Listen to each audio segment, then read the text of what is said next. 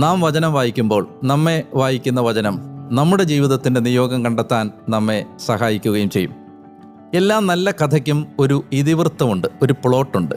ബൈബിളിലെ രക്ഷാകര ചരിത്രത്തിനും കൃത്യമായ ഇഴയടുപ്പമുള്ള, കൃത്യമായ ഒരു സീക്വൻസുള്ള, തുടർച്ചയുള്ള, ലോജിക്കലായ ഒരു തുടർച്ചയുള്ള ഒരു പ്ലോട്ട്, ഒരു ഇതിവൃത്തം ബൈബിളിന് ഉണ്ട്.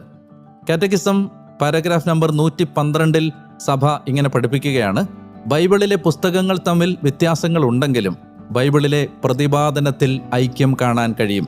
വിശുദ്ധ ഗ്രന്ഥത്തിലെ ഈ ഐക്യത്തിൻ്റെ ആധാരം ദൈവിക പദ്ധതിയുടെ ഐക്യമാണ്.